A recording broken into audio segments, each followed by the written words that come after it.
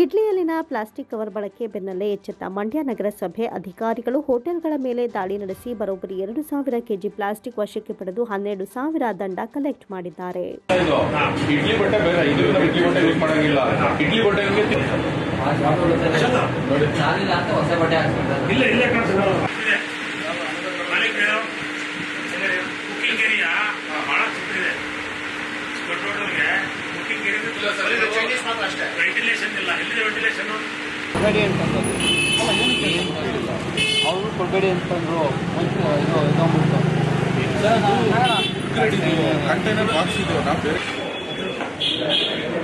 ನಗರಸಭೆ ಆಯುಕ್ತರಾದ ಪಂಪಾಶ್ರೀ ಯೋಜನೆ ಮೇರೆಗೆ ನಗರದ ವಿವಿಧ ಹೋಟೆಲ್ಗಳು ಹಾಗೂ ಅಂಗಡಿಗಳ ಮೇಲೆ ಅಧಿಕಾರಿಗಳು ದಿಢೀರ್ ದಾಳಿ ನಡೆಸಿದ್ರು.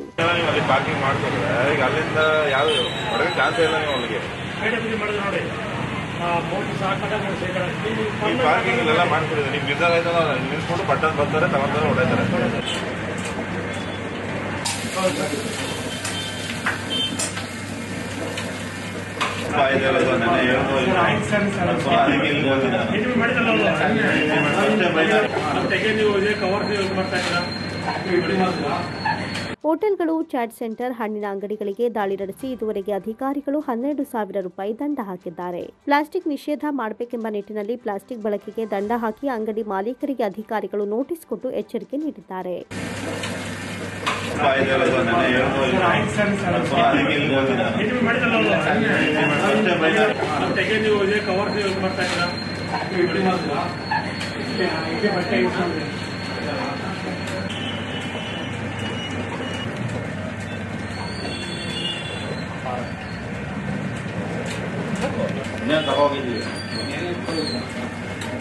ಈ ಸಂದರ್ಭದಲ್ಲಿ ಮಾತನಾಡಿದ ನಗರಸಭೆ ಆಯುಕ್ತರಾದ ಪಂಪಾಶ್ರೀ, ಪ್ರತಿಯೊಬ್ಬ ಗ್ರಾಹಕ, ಅಂಗಡಿ ಮಾಲೀಕರು ಸ್ವಯಂ ಪ್ರೇರಿತವಾಗಿ ಪ್ಲಾಸ್ಟಿಕ್ ಬಳಕೆ ನಿಷೇಧಕ್ಕೆ ಸ್ಪಂದಿಸಿದರೆ ನಗರಸಭೆಯ ಪ್ರಯತ್ನಕ್ಕೆ ಪ್ರತಿಫಲ ಸಿಗುತ್ತೆ. ಪ್ಲಾಸ್ಟಿಕ್ ಬಳಕೆ ವಿಚಾರದಲ್ಲಿ ಸಾರ್ವಜನಿಕರು ಜಾಗೃತರಾಗಬೇಕು. ಅವರ ಸಹಕಾರದಿಂದ ಮಾತ್ರ ನಗರ ಸ್ವಚ್ಛ ಹಾಗೂ ಸುಂದರವಾಗುತ್ತೆ. ಪ್ಲಾಸ್ಟಿಕ್ ಬಳಕೆ ಕಂಡು ಬಂದರೆ ಅಂತಹ ಹೋಟೆಲ್ ಸೀಸ್ ಮಾಡಲಾಗುತ್ತೆ ಅಂತ ಎಚ್ಚರಿಕೆ ನೀಡಿದರು. ಮಂಡ್ಯ ನಗರಸಭಾ ವ್ಯಾಪ್ತಿಯಲ್ಲಿ ತುಂಬ ಕಡೆ ತುಂಬ ಪ್ಲಾಸ್ಟಿಕ್ ಬಳಕೆ ಇದೆ. ಆ್ಯಕ್ಚುಲಿ ಪ್ಲಾಸ್ಟಿಕ್ ಬಳಕೆ ಒಂದು ದೊಡ್ಡ ಮಾರಕ ಪಿಡುಗು ಥರನೇ. ಹಾಗಾಗಿ ಇದನ್ನು ಅವನತಿಗೊಳಿಸಬೇಕು ಅಥವಾ ನಾಶಗೊಳಿಸಬೇಕು ಅಂದರೆ ಬರೀ ಅಫಿಷಿಯಲ್ ಕಡೆಯಿಂದ ಆಗಲ್ಲ. ಇದಕ್ಕೆ ಜನಪ್ರತಿನಿಧಿಗಳು ಮತ್ತು ನಮ್ಮ ಸಾರ್ವಜನಿಕರು ಹಾಗೂ ವರ್ತಕರು ಕೂಡ ಎಲ್ಲರೂ ತುಂಬಾ ಸಹಕಾರ ಮಾಡಬೇಕಾಗುತ್ತೆ. ಯಾಕೆಂದರೆ ಈಗ ಒಂದು ಹಸು ಕೂಡ ಅಲ್ಲಿ ಎಲ್ಲೋ ಕಸ ಅಂತ ಚೆಲ್ಲಿದರೆ ಅದ್ರಲ್ಲಿ ಪ್ಲಾಸ್ಟಿಕ್ ಇದ್ದರೆ ಅದನ್ನೇ ತಿನ್ನೋಕೆ ಹೋಗುತ್ತೆ. ಸೊ ಪ್ರಾಣಿಗಳಿಗಂತೂ ತುಂಬಾ ಪ್ರಾಬ್ಲಮ್ ಆಗ್ತಾಯಿದೆ. ಹಾಗಾಗಿ ನಾವು ಇದನ್ನು ಒಂದು ಇನಿಷಿಯೇಟಿವ್ ಆಗಿ ತೊಗೊಂಡು ಎಲ್ಲ ಕಡೆ ದಾಳಿ ಮಾಡ್ತಾಯಿದ್ದೀವಿ.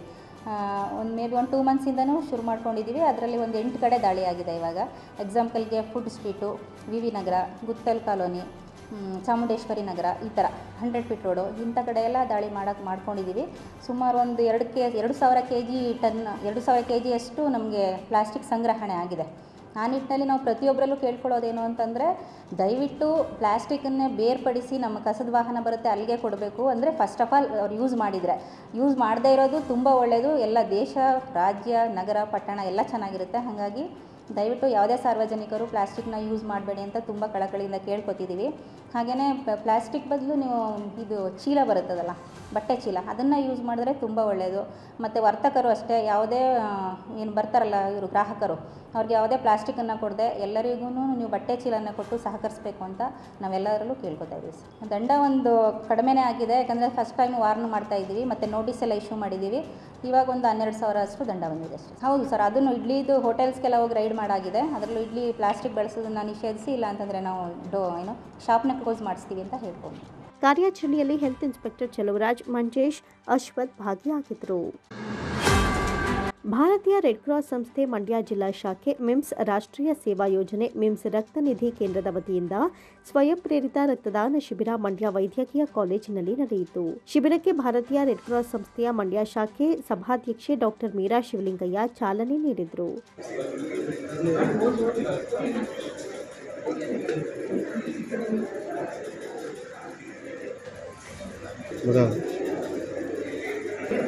ನಂತರ ಮಾತನಾಡಿದ ಅವರು, ರಕ್ತಕ್ಕೆ ಪರ್ಯಾಯವಾದ ವಸ್ತು ಯಾವುದೂ ಇಲ್ಲ. ಒಂದು ಜೀವ ಉಳಿಸುವ ಕೆಲಸ ರಕ್ತಕ್ಕಿದೆ. ಅಪಘಾತ ಹಾಗೂ ಕಾಯಿಲೆಗಳನ್ನು ಸುಧಾರಿಸಬೇಕಾದ್ರೆ ಬಹಳಷ್ಟು ರಕ್ತ ಬೇಕಾಗುತ್ತೆ.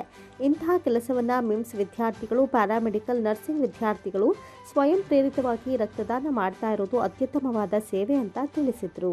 ರಕ್ತದಾನದಿಂದ ವಿದ್ಯಾರ್ಥಿಗಳಲ್ಲಿ ಆಧ್ಯಾತ್ಮಿಕತೆ ಬೆಳೆಯುತ್ತೆ. ಇನ್ನೊಬ್ಬರಿಗೆ ಸಹಾಯ ಮಾಡಬೇಕು. ಯಾರಿಗಾದರೂ ಆಗಲಿ ಜೀವ ಉಳಿಸುವ ಬದುಕಿನ ಮಾನವೀಯ ಮೌಲ್ಯಗಳನ್ನು ತಿಳಿಸುವಂತಾಗುತ್ತೆ. ಆದ್ದರಿಂದ ಕಾಲೇಜುಗಳಲ್ಲಿ ಹೆಚ್ಚು ಹೆಚ್ಚು ರಕ್ತದಾನ ಶಿಬಿರ ಆಯೋಜಿಸಬೇಕು ಅಂತ ಹೇಳಿದರು. ರಕ್ತದಾನ ಅಂತಕ್ಕಂಥದ್ದು ತುಂಬ ಒಂದು ಮಹತ್ವದ ದಾನ ಅಂತ ಹೇಳಬೇಕು. ಏಕೆಂದರೆ ಈ ರಕ್ತದಾನ ರಕ್ತ ಅಂತಕ್ಕಂಥದ್ದು ಔಷಧಿಗೆ ಸಮಾನ ಅಂತ ಹೇಳ್ತಾರೆ. ಯಾಕೆಂದರೆ ರಕ್ತಕ್ಕೆ ಆಲ್ಟರ್ನೇಟಿವ್ ಆಗಿ ಏನೂ ಇಲ್ಲದೆ ಇರೋದ್ರಿಂದ ಜೀವ ಉಳಿಸುವಂಥ ಶಕ್ತಿ ಇದೆ. ಹಾಗಾಗಿ ನಮಗೆ ಬಹಳಷ್ಟು ರಕ್ತ ಬೇಕಾಗುತ್ತೆ. ಎಲ್ಲ ಒಂದು ಆಕ್ಸಿಡೆಂಟ್ಗಳಲ್ಲಿ ಮತ್ತು ಅನೇಕ ಕಾಯಿಲೆಗಳನ್ನು ಸುಧಾರಿಸಬೇಕಾದ್ರೆ ನಮಗೆ ಈ ರಕ್ತ ಬೇಕಾಗುತ್ತೆ. ಹಾಗಾಗಿ ಇವತ್ತು ನಮ್ಮ ಮಿಮ್ಸ್ ಸ್ಟೂಡೆಂಟ್ಸ್ಗಳು, ನರ್ಸಿಂಗ್ ಸ್ಟಾಫ್ ಅವರು, ಪ್ಯಾರಾಮೆಡಿಕಲ್ಸ್ ಇವರೆಲ್ಲರೂ ಸೇರಿ ಇವತ್ತು ರಕ್ತದಾನ ಮಾಡ್ತಾ ಇರೋದು ಅದರ ಅವಶ್ಯಕತೆ ಎಷ್ಟು ಅಂತ ಹೇಳಿ ಅವರು ಮನವರಿಕೆಯಾಗಿ ಅವರು ಮಾಡ್ತಿರ್ತಕ್ಕಂಥದ್ದು ಬಹಳ ಅತ್ಯುತ್ತಮ ಸೇವೆ ಇದು. ಹಾಗೆಯೇ ಈ ರಕ್ತದಾನದಿಂದ ವಿದ್ಯಾರ್ಥಿಗಳಲ್ಲಿ ಒಂದು ಆಧ್ಯಾತ್ಮಿಕತೆ ಬೆಳೆಯುತ್ತೆ. ನಾವು ಇನ್ನೊಬ್ಬರಿಗೆ ಸಹಾಯ ಮಾಡಬೇಕು ಮತ್ತು ಅದು ಯಾರಿಗಾದರೂ ಆಗಲಿ, ಯಾರ್ದೋ ಒಂದು ಜೀವ ಅದರಲ್ಲಿ ಬದುಕಿ ಅನ್ನುವಂಥ ಒಂದು ಮಾನವೀಯ ಮೌಲ್ಯವನ್ನು ನಾವು ಹೆಚ್ಚಿಸಿದಾಗುತ್ತೆ. ಹಾಗಾಗಿ ಈ ಎಲ್ಲ ಕಾಲೇಜುಗಳಲ್ಲೂ ಈ ರೀತಿಯ ಶಿಬಿರಗಳನ್ನು ಆಯೋಜಿಸಿ ಇದನ್ನು ಸಾಕಷ್ಟು ರಕ್ತ ಬೇಕಾಗಿದೆ ಮಂಡ್ಯದಲ್ಲಿ, ಅದನ್ನು ಒದಗಿಸ್ಕೊಡೋದಕ್ಕೆ ಸಹಾಯ ಸಹಕಾರವನ್ನು. ಈ ಸಂದರ್ಭದಲ್ಲಿ ಮಿಮ್ಸ್ ರೋಗ ಲಕ್ಷಣ ಶಾಸ್ತ್ರ ವಿಭಾಗದ ಮುಖ್ಯಸ್ಥೆ ಡಾಕ್ಟರ್ ಮಾಧವಿ, ಮಿಮ್ಸ್ ರಕ್ತನಿಧಿ ಕೇಂದ್ರದ ರಫಿ, ರೆಡ್ ಕ್ರಾಸ್ ಸಂಸ್ಥೆಯ ಜಂಟಿ ಕಾರ್ಯದರ್ಶಿ ರಂಗಸ್ವಾಮಿ, ನಿರ್ದೇಶಕ ಮಂಗಲಾ ಎಂ ಯೋಗೇಶ್, ಸಿಬ್ಬಂದಿಗಳಾದ ರಾಮು, ಜಗದೀಶ್ ಸೇರಿದಂತೆ ವಿದ್ಯಾರ್ಥಿಗಳು ಭಾಗವಹಿಸಿದ್ದರು. ಮಂಡ್ಯ ವಿಧಾನಸಭಾ ಕ್ಷೇತ್ರದ ಶಾಸಕ ಗಣಿಗ ರವಿಕುಮಾರ್ ಗೌಡ ವಿರುದ್ಧ ಇಲ್ಲಸಲ್ಲದ ಹೇಳಿಕೆ ನೀಡೋ ಮೂಲಕ ಶಾಸಕರ ಹೇಳಿಕೆಯನ್ನು ತಿರುಚಿ ತೇಜೋವಧೆ ಮಾಡ್ತಾ ಇರುವ ಸಿಎನ್ಸಿ ಸಂಘಟನೆಯ ಅಧ್ಯಕ್ಷ ನಂದಿನೆರವಂಡ ನಾಚಪ್ಪ ಹೇಳಿಕೆಯನ್ನು ಖಂಡಿಸಿ ಮಂಡ್ಯದಲ್ಲಿ ವಿವಿಧ ಸಂಘಟನೆಗಳಿಂದ ನಾಚಪ್ಪ ಹಾಗೂ ರಶ್ಮಿಕಾ ಮಂದಣ್ಣ ವಿರುದ್ಧ ನಗರದ ಎಸ್ಪಿ ಕಚೇರಿ ಬಳಿ ಪ್ರತಿಭಟನೆ ನಡೆಸಿದರು. ಎನ್ಯು ನಾಚಪ್ಪ ಹೇಳಿಕೆ ಖಂಡಿಸಿ ನಾಚಪ್ಪ ವಿರುದ್ಧ ಕ್ರಮಕ್ಕೆ ಗೃಹ ಸಚಿವರಿಗೆ ಮಂಡ್ಯದಲ್ಲಿ ವಿವಿಧ ಸಂಘಟನೆಗಳಿಂದ ನಾಚಪ್ಪ ಹಾಗೂ ರಶ್ಮಿಕಾ ಮಂದಣ್ಣ ವಿರುದ್ಧ ಘೋಷಣೆ ಕೂಗಿ ಆಕ್ರೋಶ ವ್ಯಕ್ತಪಡಿಸಿ ಎಸ್ಪಿಡಿಸಿ ಮೂಲಕ ಗೃಹ ಸಚಿವರಿಗೆ ಮನವಿ ಸಲ್ಲಿಸಿದರು. ಕರ್ನಾಟಕ ಏಕೀಕರಣ ನಾಚಪ್ಪಂಗೆ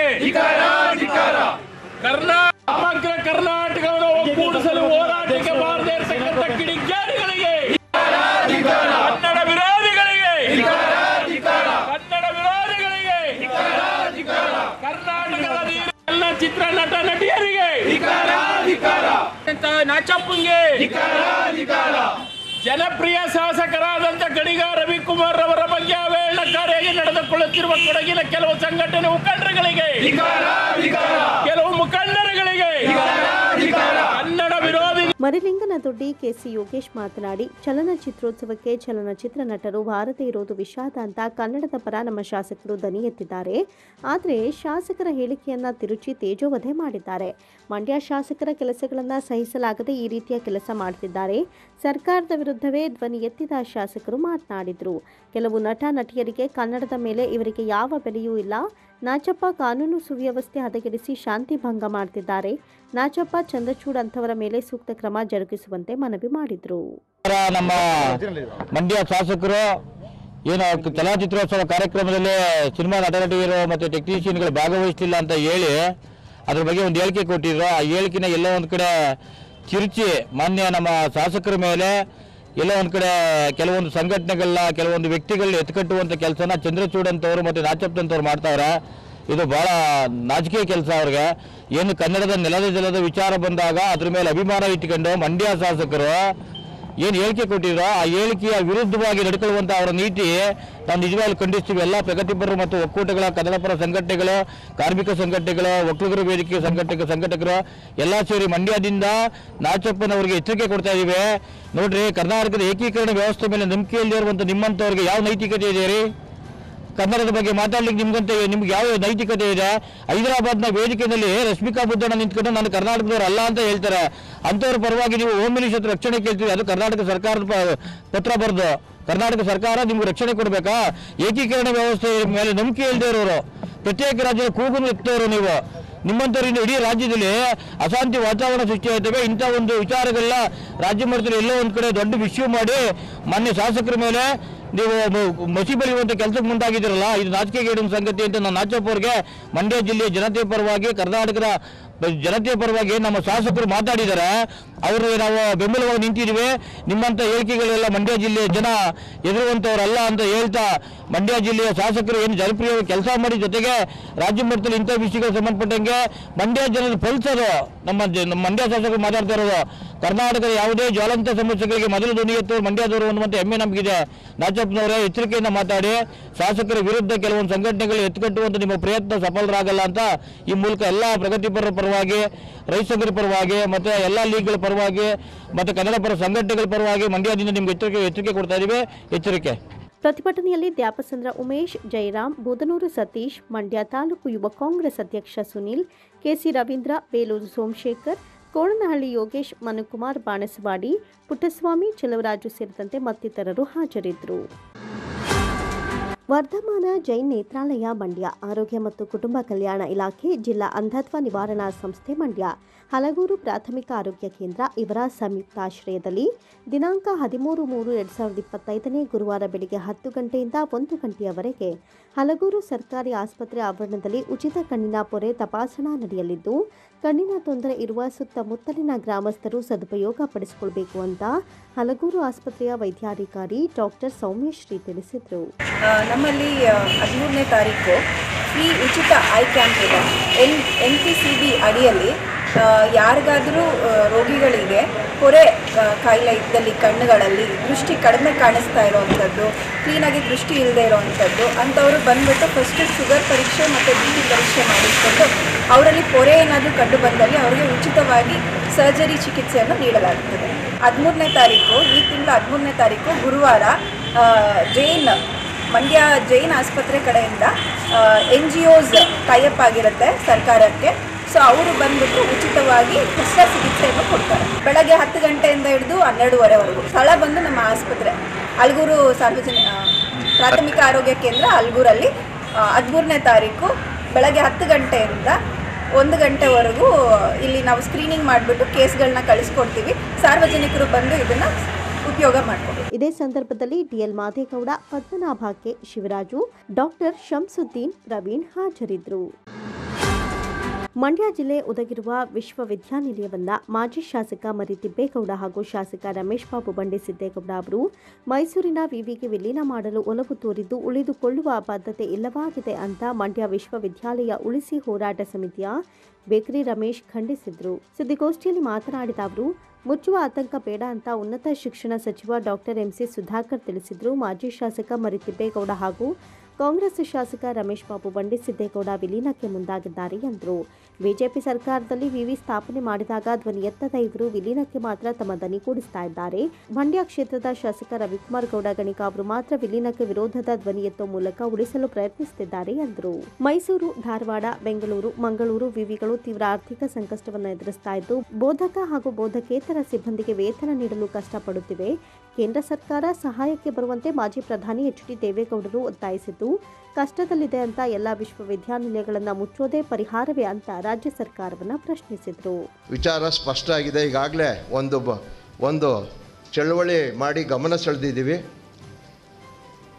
ಮಾಜಿ ಶಾಸಕ ಮರಿತಿಬ್ಬೇಗೌಡರು, ಹಾಲಿ ಶಾಸಕ ರಮೇಶ್ ಬಂಡೆ ಸಿದ್ದೇಗೌಡರು ವಿವಿನ ಮುಚ್ಚಬೇಕು ಅಂತ ಹೇಳ್ತಾರೆ. ಅದನ್ನು ತೀವ್ರವಾಗಿ ಖಂಡಿಸ್ತಾ ಇದ್ದೀವಿ. ವಿವಿನ ಉಳಿಸಿ ಬೆಳೆಸುವಂಥ ಆಸಕ್ತಿ ಇಲ್ಲ ಇವರಿಗೆ ಅನ್ನುವಂಥ ಅಭಿಪ್ರಾಯವನ್ನು ವ್ಯಕ್ತಪಡಿಸ್ತಾ, ಮಂಡ್ಯ ಜಿಲ್ಲೆಯ ಅಧಿಕಾರಸ್ಥ ರಾಜಕಾರಣಿಗಳಿಗೆ ಏನಾಗಿದೆ, ಮಂಡ್ಯ ಜಿಲ್ಲೆಗೆ ಬಂದಿರುವಂಥ ಒಂದು ಪ್ರತಿಷ್ಠಿತ ವಿಶ್ವವಿದ್ಯಾನಿಲಯವನ್ನು ಕಳೆದುಕೊಳ್ಬೇಕು ಅನ್ನೋ ತುದಿಗಾಲಲ್ಲಿ ನಿಂತಿದ್ದಾರೆ. ನಾವು ಕೇಳೋದಿಷ್ಟೇ, ಸನ್ಮಾನ್ಯ ಮರಿತಿಬ್ಬೇಗೌಡ್ರೆ, ತಾವು ಹಿಂದೆ BJP ಸರ್ಕಾರ ಇದ್ದಾಗ ಶಾಸಕರಾಗಿದ್ದರೆ ವಿಧಾನ ಪರಿಷತ್ತಲ್ಲಿ ಯಾಕೆ ಪ್ರಶ್ನೆ ಮಾಡಲಿಲ್ಲ ಸವಲತ್ತುಗಳನ್ನ? ಮತ್ತು ಎರಡನೇ ಪ್ರಶ್ನೆ ಏನು ಅಂತ ಹೇಳಿದ್ರೆ, ನೀವು ನಿಮ್ಮ ಸರ್ಕಾರ ಬಂದಾಗ ಈಗ 2.25 ವರ್ಷ ಆಗಿದೆ, ಅವಾಗ ಯಾಕೆ ಧ್ವನಿ ಎತ್ತಿಲ್ಲ? ಇಂಥ ಸಮಸ್ಯೆ ಇವೆ ನಮ್ಮ ವಿವಿನಲ್ಲಿ ಅನ್ನುವಂಥ ಧ್ವನಿ ಎತ್ತಲೇ ಇಲ್ಲ ನೀವು. ಇದೊಂಥರ ರಾಜಕೀಯ ಹುನ್ನಾರ. ಈಗ ಹೇಳ್ಬಿಡ್ತಾ ಇದ್ರಿ ಇಲ್ಲಿ ನ್ಯೂನತೆಗಳಿವೆ, ನ್ಯೂನತೆ ಇದೆ ಅನ್ನೋದು ಹೇಳೋಕೆ ನೀವೇ ಬೇಕಾ?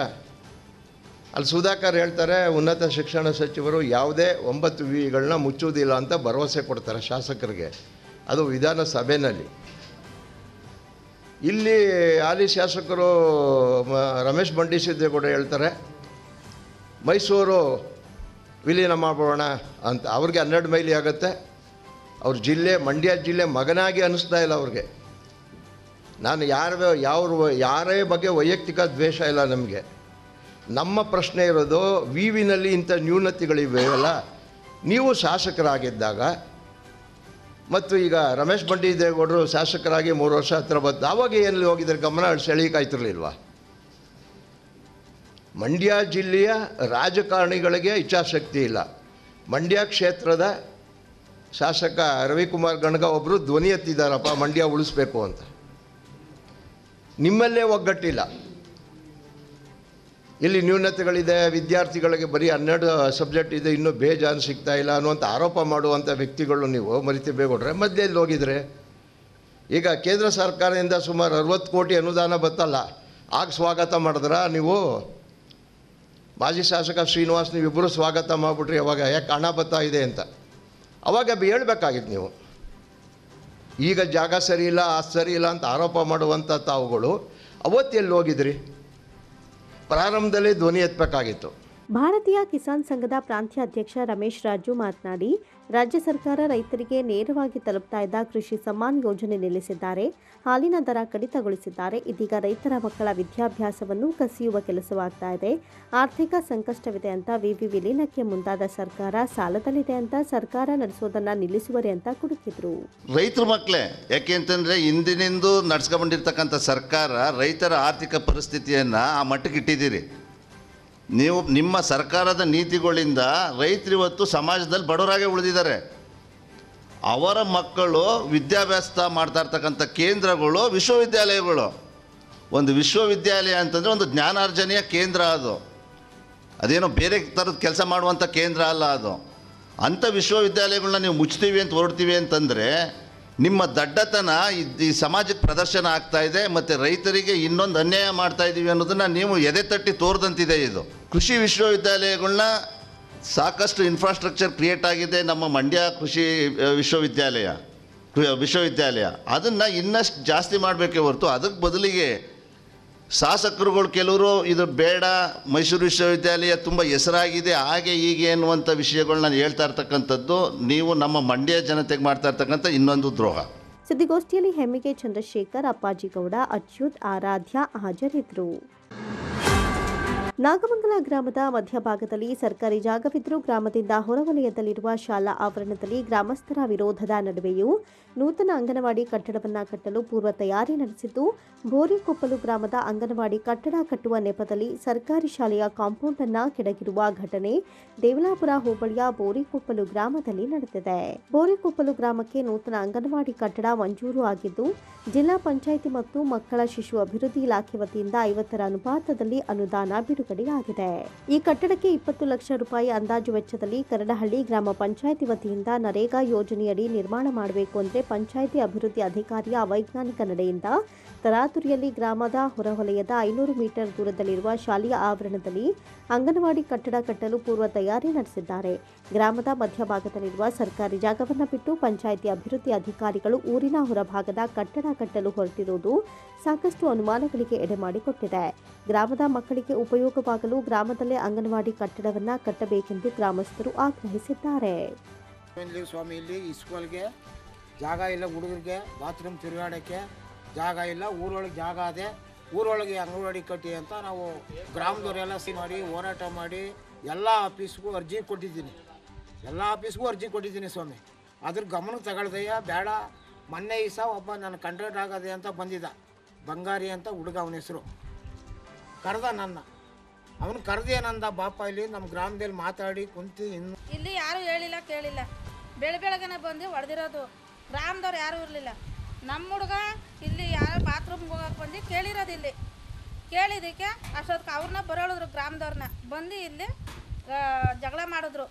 ಅವರು ಇಲ್ಲ ನಾವು ಹೇಳಿದ್ದೀವಿ, ಆಫೀಸ್ಗೆ ಹೇಳಿದ್ದೀವಿ ಅಂತ ಚರ್ಚೆ ಮಾಡಿದ್ರು. ಅವರು ಚರ್ಚೆ ಮಾಡಿ ಆಮೇಲೆ ಇವರೆಲ್ಲ ಕರೆಸಿ ಜಗಳ ಮಾಡಿ ಕಳಿಸಿದ್ರು ಸರ್. ಅಲ್ಲಿಂದಿಲ್ಗೆ ಅಲ್ಲಿ ಜಾಗ ಐತೆ ಊರೊಳಗಡೆ. ಅವರು ಗ್ರಾಮದವರು ಬರ್ತೀವಿ ಅಂತ ಅಲ್ಲಿ ಕೊಡ್ತೀವಿ ಅಂತ ಅವ್ರೆ, ಜಾಗನ ಕೊಡ್ತೀವಿ ಅಂತ ಅವ್ರೆ ಕಟ್ಟೋಕ್ಕೆ. ಇಲ್ಲಿ ಕಟ್ಟೋದು ಬೇಡ ಅಂತ ಗ್ರಾಮದವರು ಅಲ್ಲೇ ಕಟ್ಟಲಿ, ಅಲ್ಲಿಂದ ಮಕ್ಕಳು ಇಲ್ಲಿಗೆ ಬರೋಕ್ಕಾಗಲ್ಲ. ಸ್ಕೂಲ್ ಮಕ್ಕಳು ಇಲ್ಲಿ ಏನಿಲ್ಲ, ಫೀಡ್ ಇರಬೇಕು ಮಕ್ಕಳಿಗೆ. ಕರಡಹಳ್ಳಿ ಗ್ರಾಮ ಪಂಚಾಯಿತಿ ಅಭಿವೃದ್ಧಿ ಅಧಿಕಾರಿಯವರು ಸರ್ಕಾರಿ ಶಾಲೆಯ ಕಟ್ಟಡವನ್ನು ಕೆಡವಿ ಅಂಗನವಾಡಿ ಕಟ್ಟಡ ಕಟ್ಟಲು ಹೊರಟಿರುವುದು ಸಾಕಷ್ಟು ಅನುಮಾನಗಳಿಗೆ ಎಡೆ ಮಾಡಿಕೊಟ್ಟಿದೆ ಅಂತ ಗ್ರಾಮಸ್ಥರು ಆರೋಪ ಮಾಡಿದ್ದಾರೆ. ಇಲ್ಲ, ನಮ್ಗೆ ವಿಚಾರ ಗೊತ್ತಿಲ್ಲ. ಕಾಂಪೌಂಡ್ ಹೊಡೆದವ್ರೆ, ಯಾಕೆ ಹೊಡೆದ್ರು ಏನು ಅಂತ ನೀವು ಕ್ರಮ ತೊಗೋಬೇಕು ಅಂತ ಹೇಳ್ತಾ ಇದ್ದೀವಿ ಸರ್. ಬೇಕು ಅಂತ ಹೊಡೆದವ್ರು, ಬೇಕು ಅಂತ ಹೊಡೆದ್ರೆ ಅದು ಗೊತ್ತಿಲ್ಲ. ನಮ್ಮ ಗ್ರಾಮಕ್ಕೆ ಗೊತ್ತಿಲ್ಲ ಅದು ಹೊಡೆದಿರೋದು ಕಾಂಪೌಂಡ್ ಹೊಡೆದಿರೋದು ಏನು ಕೊಡಿದ್ರು ಅಂತಲೇ ಗೊತ್ತಿಲ್ಲ. ಅಷ್ಟು ಮಾತ್ರ ಗೊತ್ತು ಸರ್. ಯಾಕೆ ಕೊಡಿದ್ರು ಏನು ಅಂತ ವಿಚಾರಿಸಿ ನೋಡಬೇಕು. ನಮ್ಮಂತಾಗ ಬರ್ಬೇಕು. ಅಂಗನವಾಡಿ ಕಟ್ಟಬೇಕಾದ್ರು ಬಂದು ನಮ್ಗೆ ಕೇಳಬೇಕಾಯ್ತು ಗ್ರಾಮದಿಂದ. ನೋಡಪ್ಪ ಅಂಗನವಾಡಿ ಕಟ್ತಾ ಇದ್ದೀವಿ, ನಾವು ಜಾಗ ಹೊಡಿತಾ ಇದ್ದೀವಿ, ಯಾರು 4 ಜನ ಬನ್ನಿ ಅಂತ ಕೇಳಬೇಕಾಗಿತ್ತು. ಸುಮ್ಮನೆ ಏಕಂತ ಬಂದು ಮಾಡಿಬಿಟ್ರೆ ಏನು ಮಾಡ್ತಾರೆ ನಮಗೆ ಗೊತ್ತು, ವಿಚಾರನೇ ಗೊತ್ತಿಲ್ಲ ನಮಗೆ. ಗ್ರಾಮದ ದಾಖಲೆ ಗ್ರಾಮದ ಬೋರಿಕೊಪ್ಲೂರು ಸ್ವಾಮಿ. ನಾವು ಕರಡಹಳ್ಳಿ ಪಂಚಾಯಿತಿ. ಈ Karadahalli panchayat P D O madam ಅವರು ನಮಗೆ ಅನ್ಯಾಯ ಮಾಡ್ತಾಯಿದ್ದಾರೆ. ಸ್ಕೂಲು ಊರಿಂದ ಸ್ವಲ್ಪ ಒಂದು ಅರ್ಧ ಕಿಲೋಮೀಟ್ರ್ ದೂರ ಇದೆ. ಅಲ್ಲಿಗೆ ತಗೋಗಿ ಅಂಗನವಾಡಿ ಹಾಕಕ್ಕೆ ಮಾಡ್ತಾಯಿದ್ದಾರೆ. ಒಂದು ಮೇಜರ್ ಟ್ಯಾಂಕ್ ತಗೋಗಿ ತಿಟ್ಟಕ್ಕೆ ಇವರು ಭಾರಿ ಅನ್ಯಾಯ ಮಾಡ್ತಾಯಿದ್ದಾರೆ. ಪಿ ಡಿ ಒ ಮೇಡಮ್ ಅವರು ಊರೊಳಗಡೆ ಜಾಗಿದ್ದು ಕೂಡ ಮಾಡ್ತಾಯಿಲ್ಲ. ಇವರು ಅಲ್ಲಿ ರಾಜಕಾರಣ ಬೆರೆಸ್ಕೊಂಡು ತಗೋಗಿ ಊರಿಂದ ಹೊರಗಡೆ ದೂರ ಆಗ್ತಾಯಿದ್ದಾರೆ ಸರ್. ಬಾಣ್ತಿರು ಬಸರು ಹೋಗೋಕ್ಕೆ ಭಾರಿ ದೂರ ಆಯ್ತದೆ. ಹೋಗೋಕ್ಕಾಲ ಮಕ್ಕಳೆಲ್ಲ ಚಿಕ್ಕ ಮಕ್ಕಳಿಗೆ ಎತ್ಕೋಕ್ಕೆ ಬಿಡ್ಬೇಕಾಯ್ತದೆ. ಒಂದಾಳು ಊರೊಳಗಡೆ ಜಾಗ ಐತೆ, ನಾವು ಹೇಳಿದ್ರು ಮಾಡ್ತಾಯಿಲ್ಲ ಅವರು. ಕಿರಿದಾದ ಜಾಗದಲ್ಲಿ ಶಾಲೆಯೂ ನಡೀತಾ ಇದ್ದು ಮಕ್ಕಳ ಆಟ ಪಾಠಕ್ಕೆ ಇದೊಂದೇ ಜಾಗ ಇರುವುದು ಮತ್ತು ಗ್ರಾಮದಿಂದ 500 ಮೀಟರ್ ದೂರದಲ್ಲಿ ಅಂಗನವಾಡಿ ಕಟ್ಟಡವನ್ನು ಕಟ್ಟಿದರೆ ಯಾರಿಗೂ ಕೂಡ ಉಪಯೋಗವಾಗುವುದಿಲ್ಲ. ಪುಟ್ಟ ಮಕ್ಕಳು, ಗರ್ಭಿಣಿ ಸ್ತ್ರೀಯರು, ಬಾಣಂತಿಯರು ಊರಿನ ಹೊರಭಾಗಕ್ಕೆ ನಡೆದುಕೊಂಡು ಬರಬೇಕಾಗುತ್ತೆ. ಗ್ರಾಮದ ಮಧ್ಯದಲ್ಲಿ ಸರ್ಕಾರಿ ಜಾಗ ಇರೋದ್ರಿಂದ ಉಪಯೋಗಿಸಿಕೊಂಡು ಕಟ್ಟಡವನ್ನು ಕಟ್ಟಬೇಕೆಂದು ಗ್ರಾಮಸ್ಥರು ತಿಳಿಸಿದ್ದಾರೆ. ಯಾವುದೇ ಪೂರ್ವಾಪರ ತಿಳಿಯದೆ ಕಾಟಾಚಾರಕ್ಕೆ ಕಾಮಗಾರಿಗಳನ್ನು ನಿರ್ವಹಿಸಲು ಹೊರಟಿರುವ ಕರಡಹಳ್ಳಿ ಪಂಚಾಯಿತಿ ಅಭಿವೃದ್ಧಿ ಅಧಿಕಾರಿಯ ನಡೆಯನ್ನ ಗ್ರಾಮಸ್ಥರು ಖಂಡಿಸಿದ್ದಾರೆ. ಕೇಂದ್ರ ಸರ್ಕಾರದ ಬಜೆಟ್ನಂತೆಯೇ ಮುಖ್ಯಮಂತ್ರಿ ಸಿದ್ದರಾಮಯ್ಯ ಅವರ ಬಜೆಟ್ ಕೂಡ ಬಂಡವಾಳಶಾಹಿಗಳ ಪರವಾದ ಬಜೆಟ್ ಆಗಿದ್ದು ಸಂವಿಧಾನ ವಿರೋಧಿ, ಶೋಷಿತರ ವಿರೋಧಿ ಬಜೆಟ್ ಆಗಿದೆ ಅಂತ ಕರ್ನಾಟಕ ದಲಿತ ಸಂಘರ್ಷ ಸಮಿತಿಯ ರಾಜ್ಯಾಧ್ಯಕ್ಷ ವೆಂಕಟಗಿರಿಯಯ್ಯ ಖಂಡಿಸಿದರು. ಸುದ್ದಿಗೋಷ್ಠಿಯಲ್ಲಿ ಮಾತನಾಡಿದ ಅವರು, ಕೇಂದ್ರ ಹಾಗೂ ರಾಜ್ಯ ಸರ್ಕಾರಗಳ ಬಜೆಟ್ ಸಂವಿಧಾನದ ಅನುಚ್ಛೇದ 38, 39 ಸಮರ್ಪಕವಾಗಿ ಅನುಷ್ಠಾನಗೊಳಿಸದೆ ಪ್ರಗತಿ ವಿರೋಧಿತನವನ್ನು ಬಿಂಬಿಸ್ತಾ ಇದೆ ಎಂದರು. ಪ್ರಸಕ್ತ ಸಾಲಿನಲ್ಲಿ ಬಜೆಟ್ನಲ್ಲಿ ಉತ್ಪಾದನಾ ವೆಚ್ಚ ಕಡಿಮೆ ತೋರಿಸಿ ಮಂಡಿಸಿದ್ದು 4 ಲಕ್ಷ ಕೋಟಿಯಲ್ಲಿ 116,000 ಕೋಟಿ ಸಾಲ ಮಾಡಿ ಮಂಡಿಸಲಾಗಿದ್ದು ಇದೊಂದು ವಿತ್ತೀಯ ಬಜೆಟ್ ಕೊರತೆಯ ಬಜೆಟ್ ಆಗಿದೆ ಅಂತ ಹೇಳಿದರು. ರಾಜ್ಯ SC/ST ಉಪಯೋಜನೆಯ ಕಾಯ್ದೆಯನ್ವಯ SC/ST ಮತ್ತು TSP ಕಾಯ್ದೆಯಡಿ ಅನುದಾನ ಮೀಸಲಿಟ್ಟಿರುವುದು ಅವೈಜ್ಞಾನಿಕವಾಗಿದೆ. SC/ST ಜಾತಿ ಜನಸಂಖ್ಯೆಯನ್ನು ಅಂತಿಮವಾಗಿ ಪಡೆಯದೆ 2021ರಲ್ಲಿ ಪಡೆದ ಜಾತಿ ಜನಸಂಖ್ಯೆಗನುಗುಣವಾಗಿ ಅನುದಾನ ಮೀಸಲಿಟ್ಟು ಅನ್ಯಾಯ ಮಾಡಲಾಗಿದೆ ಅಂತ ಆರೋಪಿಸಿದರು. ಕಾಂಗ್ರೆಸ್ 65 ವರ್ಷ ದೇಶ ಆಳಿ ಡಾಕ್ಟರ್ ಮನಮೋಹನ್ ಸಿಂಗ್ ಅವರು, PV ನರಸಿಂಹರಾವ್ ಅವರು, ಮನಮೋಹನ್ ಸಿಂಗ್ ಹಣಕಾಸು ಮಂತ್ರಿಯಾಗಿ, PV ನರಸಿಂಹರಾವ್ ಅವರು ಪ್ರಧಾನಮಂತ್ರಿಯಾಗಿ ಯಾವಾಗ ಗ್ಯಾಟ್ ಒಪ್ಪಂದಕ್ಕೆ ಸಹಿ ಮಾಡಿದ್ರೋ, ಉದಾರೀಕರಣ, ಜಾಗತೀಕರಣ ಸೈನ್ ಮಾಡಿದ್ರು, ಖಾಸಗೀಕರಣಕ್ಕೆ ಸೈನ್ ಮಾಡಿದ್ರು, ಅವತ್ತಿಂದ ಈ ಭಾರತದಲ್ಲಿ ಜನಸಾಮಾನ್ಯರ ಪರವಾದ ಸಂವಿಧಾನಬದ್ಧವಾದ ಬಜೆಟ್ ಆಗ್ತಾ ಇಲ್ಲ. ಇದು ಕಾರ್ಪೊರೇಟ್ ವಲಯದ ಪರವಾದ ಜನವಿರೋಧಿಯಾದ ಸಂವಿಧಾನ ವಿರೋಧಿಯಾದ ಬಜೆಟ್ ಆಗ್ತಾ ಇದೆ. ಕಾರ್ಪೊರೇಟ್ ವಲಯದ ಪರವಾದ ಜನವಿರೋಧಿಯಾದ ಸಂವಿಧಾನ ವಿರೋಧಿಯಾದಂಥ ಬಜೆಟನ್ನು ಸನ್ಮಾನ್ಯ ಸಿದ್ದರಾಮಯ್ಯನವರು ಮಂಡಿಸಿರ್ತಕ್ಕಂಥದ್ದು ವಿಷಾದದ ಸಂಗತಿ. ಏನು ಇದು ದುರಂತ ಅಂದರೆ, ನಮ್ಮ ಮುಖ್ಯಮಂತ್ರಿಗಳು ಸಿದ್ದರಾಮಯ್ಯನವರು ಉತ್ಪಾದನಾ ವೆಚ್ಚವಾಗಿ ಬಂಡವಾಳವಾಗಿ ಕೇವಲ 20%, ಇನ್ನು 80%ಅನ್ನು ಖಾಸಗಿ ವಲಯದಿಂದ ನಿರೀಕ್ಷೆ ಮಾಡ್ತಾರೆ. ಇದು ಇಡೀ ರಾಜ್ಯವನ್ನು ನಾವು ಕೂಲಿ ರಾಜ್ಯದ ಜನ ಬಂಡವಾಳ ಎಲ್ಲ ಅವಕಾಶಗಳನ್ನು ಗಳಿಸಬೇಕು ಅಂದರೆ ಇವರು ಶಾಶ್ವತವಾಗಿ ಇಡೀ ರಾಜ್ಯದ ಜನರನ್ನು ಕೂಲಿ ಜನರನ್ನಾಗಿ ಮಾಡಲಿಕ್ಕೆ ಹೊರಟಿರ್ತಕ್ಕಂಥದ್ದು ಅತ್ಯಂತ ಖಂಡನೀಯ. ಈ ಆರ್ಥಿಕ ನೀತಿ ಇದೆಯಲ್ಲ, ಈ ಆರ್ಥಿಕ ನೀತಿ ಸಿದ್ದರಾಮಯ್ಯನವರು ಈ ಜನವಿರೋಧಿಯಾದಂಥ ಆರ್ಥಿಕ ನೀತಿಯನ್ನು ಮಾಡ್ತಾ ಇದ್ದಾರೆ. ಇದು ಕಾರ್ಪೊರೇಟ್ ವಲಯವನ್ನು ಬೆಂಬಲಿಸ್ತಕ್ಕಂಥ, ಅವ್ರನ್ನ ಪೋಷಿಸ್ತಕ್ಕಂಥ ಒಂದು ನೀತಿ ಆಗ್ತಾ ಇದೆ. ಇದು ಈ ಕಾರಣಕ್ಕಾಗಿ ಕರ್ನಾಟಕದಲ್ಲಿ ಸಂಘರ್ಷ ಸಮಿತಿ ಈ ರಾಜ್ಯ ಬಜೆಟನ್ನು ಅತ್ಯಂತ ತೀವ್ರವಾಗಿ ಖಂಡಿಸ್ತದೆ. ಒಂದು ಕಾರ್ಮಿಕರ ಪರವಾಗಿಲ್ಲ, ರೈತರ ಪರವಾಗಿಲ್ಲ. ರೈತರದು ವೈಜ್ಞಾನಿಕ ಬೆಲೆ ಕೇಳ್ತಾ ಇದ್ದೀವಿ, ವೈಜ್ಞಾನಿಕ ಬೆಲೆ ಕೊಟ್ಟಿಲ್ಲ. ಇದು ಜನಸಾಮಾನ್ಯರ ವಿರೋಧಿಯಾದಂಥ ಬಜೆಟ್ ಆಗಿದೆ. ವಾಸ್ತವವಾಗಿ ನಾನು ಹೇಳ್ತಾ ಇದ್ದೀನಿ, ಸಿದ್ದರಾಮಯ್ಯನವರು ಅಧಿಕಾರಕ್ಕೆ ಬಂದಾಗ 2013ರಲ್ಲಿ ಜಾತಿಗೊಂದು ಅಭಿವೃದ್ಧಿ ನಿಗಮ ಮಾಡಿದ್ದಾರೆ. ಈಗ ಆ ಅಭಿವೃದ್ಧಿ ನಿಗಮಗಳಿಗೆ ದುಡ್ಡು ಕೊಡೋಕ್ಕಾಗ್ತಾ ಇಲ್ಲ ಅವ್ರ ಕೈಲಿ. ಅವ್ರ ಬಜೆಟಲ್ಲಿ ಅಭಿವೃದ್ಧಿ ನಿಗಮಗಳಿಗೆ ದುಡ್ಡು ಕೊಡೋಕ್ಕಾಗದೇ ಇರತಕ್ಕಂಥ ಸ್ಥಿತಿಯನ್ನು ನಮ್ಮ ಸನ್ಮಾನ್ಯ ಮುಖ್ಯಮಂತ್ರಿಗಳು, ವಿತ್ತ ಸಚಿವರು ತಲುಪಿದ್ದಾರೆ. ಆ ಕಾರಣಕ್ಕಾಗಿ ಈ ಬಜೆಟು ಶೋಷಿತ ಜನರ ವಿರೋಧಿಯಾದಂಥ ಒಂದು ಬಜೆಟ್ ಆಗಿದೆ ಅಂತಕ್ಕಂಥ ಅಭಿಪ್ರಾಯವನ್ನು ಹೇಳ್ತಾ, ನೋಡಿ 4 ಲಕ್ಷ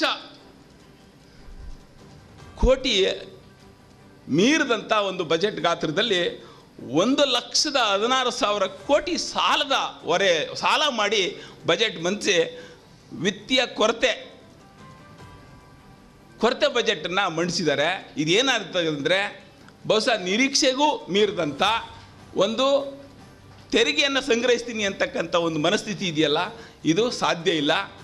4 ಲಕ್ಷ ಅಲ್ಲ, ಅವರು 3 ಲಕ್ಷವನ್ನು ಕೂಡ ಫುಲ್ಫಿಲ್ ಮಾಡೋಕ್ಕೆ ಸಾಧ್ಯ ಇಲ್ಲ. ಆ ಸ್ಥಿತಿಯಲ್ಲಿ ಇದ್ದು ಮಾತ್ರ ಮಾಧ್ಯಮದಲ್ಲಿ, ಪುಸ್ತಕದಲ್ಲಿ ದೊಡ್ಡ ಪ್ರಚಾರ ತಗೊಳ್ಳಿಕ್ಕೆ ಎಲ್ರಿಗೂ ದುಡ್ಡು ಕೊಟ್ಟಿದ್ದೀವಿ ಅಂತಕ್ಕಂಥ ಸುಳ್ಳು ಭರವಸೆಯನ್ನು ಈ ಬಜೆಟಲ್ಲಿ ಕೊಟ್ಟಿದ್ದಾರೆ. ನಾನು ಉದಾಹರಣೆಗೆ ನಿಮ್ಗೆ ಹೇಳ್ತಾ ಇದ್ದೀನಿ. ನಿಮಗೆ ಗೊತ್ತಿದೆ, SCP-TSP ಒಂದು ಕಾಯ್ದೆ ಇದೆ. SCP-TSP ಕಾಯ್ದೆ ತುಂಬ ಅವೈಜ್ಞಾನಿಕವಾಗಿ ಮಾಡಿದ್ದಾರೆ. ಕಾಯ್ದೆನೇ ಅವೈಜ್ಞಾನಿಕವಾಗಿ ಮಾಡಿದ್ದಾರೆ. ಹೆಂಗೆ ಅಂದರೆ ಅವ್ರೇನು ಹೇಳಿದ್ರೆ, ಈ ರಾಜ್ಯದಲ್ಲಿ SC/STಗಳು ಎಷ್ಟು ಜನಸಂಖ್ಯೆ ಇರಬೇಕು, ಅಷ್ಟು ಜನಸಂಖ್ಯೆಗೆ ಅಷ್ಟೇ ಪ್ರಮಾಣದ ಅನುದಾನವನ್ನು ಮೀಸಲಿಡಬೇಕು ಅಂತಕ್ಕಂಥದ್ದು ಇರೋದು ಕಾಯ್ದೆನಲ್ಲಿ. ಮೂಲ ಅದರ ಆಶಯ ಅದೇ. ಆದರೆ 2011ರ ಜನಗಣತಿ ಇಟ್ಕೊಂಡು 24.4% SC/STಗಳಿದ್ದಾರೆ ಈ ರಾಜ್ಯದಲ್ಲಿ ಅಂತ ಸುಮ್ಮನೆ ಅಪ್ರಾಕ್ಸಿಮೇಟಾಗಿ ಹಾಕಿದ್ದಾರೆ ಅವರು. ಯಾಕೆಂದರೆ ಜಾತಿ ಗಣತಿ ಆಗಿಲ್ಲ, ಜನಗಣತಿ ಮಾತ್ರ ಆಗಿದೆ. ಅದಂಗೆ SC/STಗಳು 24.4 ಅಂತ ತೀರ್ಮಾನ ಮಾಡಿದರು ಸಿದ್ದರಾಮಯ್ಯನವರು. ಇದು ಅವೈಜ್ಞಾನಿಕ ಅಲ್ವೇ? ಸುದ್ದಿಗೋಷ್ಠಿಯಲ್ಲಿ ಮೈಸೂರು ವಿಭಾಗೀಯ ಸಂಚಾಲಕ ಅನಿಲ್ ಕುಮಾರ್, ಜಿಲ್ಲಾಧ್ಯಕ್ಷ ಬಿ ಆನಂದ್, ವೈ ಸುರೇಶ್ ಕುಮಾರ್, ಮೀನಾಕ್ಷಿ ಕೃಷ್ಣ, ರಾಜು ತಮ್ಮಯ್ಯ, ರಂಗಸ್ವಾಮಿ ಹಾಜರಿದ್ದರು. ಮಂಡ್ಯ ಜಿಲ್ಲಾಡಳಿತ, ಕನ್ನಡ ಮತ್ತು ಸಂಸ್ಕೃತಿ ಇಲಾಖೆ, ಸರ್ವ ಬಣಜಿಗರ ಬಲಿಜರ ಸಂಘದ ಸಹಯೋಗದೊಂದಿಗೆ ಶ್ರೀ ಯೋಗಿ ನಾರಾಯಣ ಯತೀಂದ್ರರ ಜಯಂತಿ ಕೈವಾರ ತಾತಯ್ಯನನ್ನ ಮಾರ್ಚ್ 14ರ ಬೆಳಿಗ್ಗೆ ನಗರದ ನಾಲ್ವಡಿ ಕೃಷ್ಣರಾಜ ಒಡೆಯರ್ ಕಲಾಮಂದಿರದಲ್ಲಿ ಹಮ್ಮಿಕೊಳ್ಳಲಾಗಿದೆ ಅಂತ ಸಂಘದ ಅಧ್ಯಕ್ಷ ಕೆಎನ್ ಮೋಹನ್ ಕುಮಾರ್ ತಿಳಿಸಿದರು. ಸುದ್ದಿಗೋಷ್ಠಿಯಲ್ಲಿ ಮಾತನಾಡಿದ ಅವರು, ಕೇಂದ್ರ ಉಕ್ಕು ಮತ್ತು ಬೃಹತ್ ಕೈಗಾರಿಕಾ ಸಚಿವ ಎಚ್.ಡಿ. ಕುಮಾರಸ್ವಾಮಿ ಕಾರ್ಯಕ್ರಮದ ಘನ ಉಪಸ್ಥಿತಿ ವಹಿಸಲಿದ್ದು, ಕೃಷಿ ಹಾಗೂ ಮಂಡ್ಯ ಜಿಲ್ಲಾ ಉಸ್ತುವಾರಿ ಸಚಿವ ಎನ್ ಚಲುವರಾಯಸ್ವಾಮಿ ಉದ್ಘಾಟಿಸುವರು. ಶಾಸಕರಾದ ಪಿಎಂ ನರೇಂದ್ರ ಸ್ವಾಮಿ, ಎಬಿ ರಮೇಶ್ ಬಾಬು, ಬಂಡಿ ಸಿದ್ದೇಗೌಡ ಗೌರವ ಉಪಸ್ಥಿತಿ ವಹಿಸಲಿದ್ದು, ಶಾಸಕ ಪಿ ರವಿಕುಮಾರ್ ಅಧ್ಯಕ್ಷತೆಯನ್ನು ವಹಿಸುವರು ಎಂದರು. ಮುಖ್ಯ ಅತಿಥಿಗಳಾಗಿ ವಿಧಾನ ಪರಿಷತ್ ಶಾಸಕರಾದ ಮಧು ಜಿ ಮಾದೇಗೌಡ, ದಿನೇಶ್ ಗುಳಿಗೌಡ, ಕೆ ವಿವೇಕಾನಂದ, ಶಾಸಕರುಗಳಾದ ದರ್ಶನ್ ಪುಟ್ಟಣ್ಣಯ್ಯ, ಎಚ್.ಟಿ. ಮಂಜು, ಕೆಎಂ ಉದಯ್, ನಗರಸಭೆ ಅಧ್ಯಕ್ಷ ಎಂವಿ ಪ್ರಕಾಶ್, ನಾಗೇಶ್, ಮುಡಾ ಅಧ್ಯಕ್ಷ ನಯೀಂ, ಮೈಶುಗರ್ ಅಧ್ಯಕ್ಷ ಸಿಡಿ ಗಂಗಾಧರ್ ಭಾಗವಹಿಸಲಿದ್ದು, ಮೈಸೂರು ವಾಸುದೇವ ಸೋಮಾನಿ ಕಾಲೇಜಿನ ಸಹಾಯಕ ಪ್ರಾಧ್ಯಾಪಕ ಡಾಕ್ಟರ್ ಟಿ ರಮೇಶ್ ಉಪನ್ಯಾಸ ನೀಡುವರು ಅಂತ ಹೇಳಿದರು. ಶ್ರೀ ಶ್ರೀ ಶ್ರೀ ಯೋಗಿ ನಾರಾಯಣ ಯತೀಂದ್ರ ಜಯಂತಿ ಕಾರ್ಯಕ್ರಮನ, ಅವರ ಜಯಂತಿಯನ್ನು ಸರ್ಕಾರದಿಂದ ಹಾಗೆ ಕನ್ನಡ ಮತ್ತು ಸಂಸ್ಕೃತಿ ಇಲಾಖೆಯಿಂದ ಹಾಗೆ ನಮ್ಮ ಸಂಘ ಸರ್ವ ಬಣಜಿಗ ಬಲಿಜ ಸಂಘದಿಂದ ಕಾರ್ಯಕ್ರಮವನ್ನು ಆಯೋಜನೆಯನ್ನು ಮಾಡಿಕೊಂಡಿದ್ದರು. ಸ್ವಾಗತ. ಶ್ರೀ ಯೋಗಿ ನಾರಾಯಣ ಯತೀಂದ್ರ ಯತೀಂದ್ರವರು ಭಕ್ತಿ ಪಂಥದ ಪ್ರತಿಪಾದಕರು, ವರಕವಿಗಳು, ತ್ರಿಕಾಲಜ್ಞಾನಿಗಳು ಹಾಗೂ ಸಮಾಜ ಸುಧಾರಕರು ಆದ ಇವರು ಚಿಕ್ಕಬಳ್ಳಾಪುರ ಜಿಲ್ಲೆ ಚಿಂತಾಮಣಿ ತಾಲೂಕು ಕೈವಾರದಲ್ಲಿ ಕ್ರಿಸ್ತಪೂರ್ವ 1726 ಫಾಲ್ಗುಣ ಮಾಸದ ಹುಣ್ಣಿಮೆಯೆಂದು ಅವತಾರ ಪುರುಷರಾಗಿ ಜನ್ಮ ತಳೆದಿರುತ್ತಾರೆ. ಇವರು 1726ರಿಂದ 1836ವರೆಗೆ, ಅಂದರೆ 118 ವರ್ಷಗಳ ಕಾಲ ಬದುಕಿದ್ದರು. ಇವರು ತಮ್ಮ ಕೀರ್ತನೆಗಳು, ಆಧ್ಯಾತ್ಮಿಕ ಬೋಧನೆಗಳು, ನಿತ್ಯ ಜೀವನದ ನೀತಿ ಬೋಧನೆಗಳು ರಚಿಸಿರುವುದು ಮಾತ್ರವಲ್ಲದೆ ಹರಿದಾಸ ಸಾಹಿತ್ಯಕ್ಕೆ 18 ಕನ್ನಡ ಕೀರ್ತನೆಗಳನ್ನು ರಚಿಸಿರುವುದು ಮತ್ತು ಪಂಡಿತರಿಗೆ ಮಾತ್ರವೇ ಸಾಧ್ಯವಾಗುವಂಥ ಗೂಢವಾಗಿದ್ದ ಆಧ್ಯಾತ್ಮಿಕ ಗ್ರಂಥಗಳನ್ನು ಜನಭಾಷೆಯಲ್ಲಿ ಸರಳವಾದ ಶೈಲಿಯಲ್ಲಿ ಅಳವಡಿಸಿದ್ದು, ಹಾಗೆ ರಚಿಸಿದ್ದು ಮತ್ತು ಹಂಚಿದ್ದು ಇವರ ಮಹತ್ವದ ಒಂದು ಕೊಡುಗೆಯಾಗಿರುತ್ತದೆ. ಇವರು ತಮ್ಮ ತಪೋಮಯವಾದ ಜ್ಞಾನದ ದೃಷ್ಟಿಯಿಂದ ಜಗತ್ತಿನ ಭವಿಷ್ಯವಾಣಿಯನ್ನು ಪೂರ್ವಭಾವಿಯಾಗಿ ಗ್ರಹಿಸಿ ಅದನ್ನು ತಾಳೆಗರಿಗಳ ಮೂಲಕ ಲಿಪಿಬದ್ಧ ಮಾಡಿಕೊಟ್ಟು ಜ್ಞಾನ ಗ್ರಂಥ ಎಂಬ ಭವಿಷ್ಯವಾಣಿ ಗ್ರಂಥವನ್ನು ಜಗತ್ತಿನಲ್ಲಿ ಗಮನ ಸೆಳೆಯುತ್ತದೆ. ಈ ಯತೀಂದ್ರ ಸಂದೇಶ, ಉಪದೇಶ ಸಾಹಿತ್ಯಗಳನ್ನು ಪ್ರಸ್ತುತ ಕಾಲ ಸಮಸ್ಯೆಗಳಿಗೆ ಹಾಗೂ ವಿಶಾಲ ಸಮಾಜಕ್ಕೆ ದಾರಿದೀಪವಾಗಿರುತ್ತದೆ. ಈ ನಿಟ್ಟಿನಲ್ಲಿ ಕರ್ನಾಟಕ ಘನ ಸರ್ಕಾರ ಹಾಗೂ ಕನ್ನಡ ಮತ್ತು ಸಂಸ್ಕೃತಿ ಇಲಾಖೆ ವತಿಯಿಂದ ಪ್ರತಿ ವರ್ಷ ಶ್ರೀ ಯೋಗಿ ನಾರಾಯಣ ಯತೀಂದ್ರ ಜಯಂತಿಯನ್ನು ಇದೇ ತಿಂಗಳು 14 ಮಾರ್ಚ್ 2025 ಶ್ರೀ ನಾಲ್ವಡಿ ಕೃಷ್ಣರಾಜ ಒಡೆಯರ್ ಕಲಾಮಂದಿರದಲ್ಲಿ ಆಯೋಜಿಸಲಾಗಿದೆ. ಈ ಸಂದರ್ಭಕ್ಕೆ ನಮ್ಮ ಸಂಘದ ವತಿಯಿಂದ ಸಹ, ನಮ್ಮ ಸರ್ವ ಬಣಜಿಗ ಬಲಿಜ ಸಂಘದ ವತಿಯಿಂದ ನಾವು ಸಹ ಕೈ ಜೋಡಿಸಿ ಆ ದಿನ ಬಡ ವಿದ್ಯಾರ್ಥಿಗಳಿಗೆ ಹಾಗೆ ಪ್ರತಿಭಾವಂತ ವಿದ್ಯಾರ್ಥಿಗಳಿಗೆ ಪ್ರತಿಭಾ ಪುರಸ್ಕಾರ ಕಾರ್ಯಕ್ರಮವನ್ನು ಕೂಡ ನಾವು ಸಂಘದ ವತಿಯಿಂದ ಹಮ್ಮಿಕೊಂಡಿದ್ದೇವೆ. ಹಾಗಾಗಿ ಆ ದಿನ ಹೆಚ್ಚಿನ ಸಂಖ್ಯೆಯಲ್ಲಿ, ಅಂದರೆ ಈ ಕಾರ್ಯಕ್ರಮ ಸಾರ್ವಜನಿಕ ಕಾರ್ಯಕ್ರಮ, ಯಾವುದೋ ಒಂದು ಸಮುದಾಯಕ್ಕೆ ಸಂಬಂಧಪಟ್ಟ ಕಾರ್ಯಕ್ರಮ ಆಗಿರುವುದಿಲ್ಲ, ಒಂದು ಸಾರ್ವಜನಿಕ ಕಾರ್ಯಕ್ರಮವಾದ್ದರಿಂದ ಎಲ್ಲ ಸಾರ್ವಜನಿಕರು ಆ ದಿನ ಹೆಚ್ಚಿನ ಸಂಖ್ಯೆಯಲ್ಲಿ ಭಾಗವಹಿಸಿ ಈ ಕಾರ್ಯಕ್ರಮವನ್ನು ಯಶಸ್ವಿಗೊಳಿಸಬೇಕಂತ ತಮ್ಮೆಲ್ಲರೂ ಕೂಡ ನಾನು ಮನವಿಯನ್ನು ಮಾಡ್ತೇನೆ. ಸುದ್ದಿಗೋಷ್ಠಿಯಲ್ಲಿ ಎಂವಿ ಸ್ವರ್ಣಕುಮಾರ್, ಕೃಷ್ಣ ಶೆಟ್ಟಿ, ಎಂಎಸ್ ನಾಗೇಂದ್ರ, ಕೇಶವಮೂರ್ತಿ ಹಾಜರಿದ್ದರು.